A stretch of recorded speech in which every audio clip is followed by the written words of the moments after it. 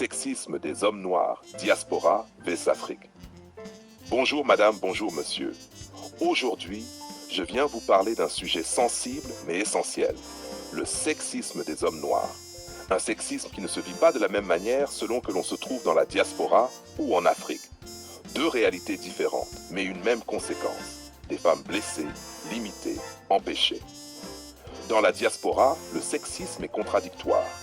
Il vient de l'histoire coloniale, de l'esclavage, de la domination raciale. L'homme noir a souvent été dépossédé de son rôle de chef de famille.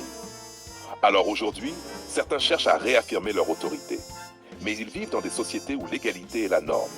Résultat, un paradoxe. Ils reprochent aux femmes noires d'être trop indépendantes, trop fortes. Mais dans le même temps, ils savent que sans cette force, beaucoup de familles noires n'auraient jamais tenu debout. En Afrique, c'est différent. Le sexisme est assumé.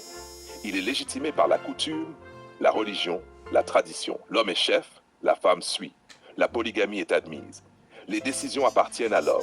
On dit, c'est la culture. Mais une habitude injuste peut être appelée culture.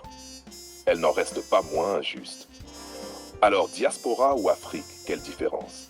Dans la diaspora, le sexisme est fragile, contradictoire. En Afrique, il est institutionnalisé, revendiqué. Mais au final, la femme y perd toujours. Soit on lui reproche sa force, soit on nie son droit à la liberté. Et maintenant, je m'adresse à vous, mesdames et messieurs. Un homme véritable n'a pas besoin d'écraser pour exister.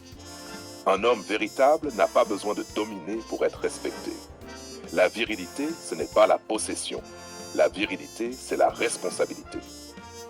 Alors oui, il y a une autre voie, celle de la coopération, celle de la complémentarité, celle du dialogue.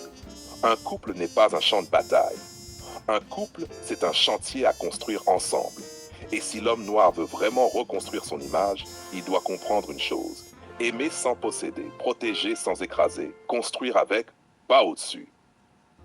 Je suis la voix des sans-voix. Merci de votre écoute. Veux-tu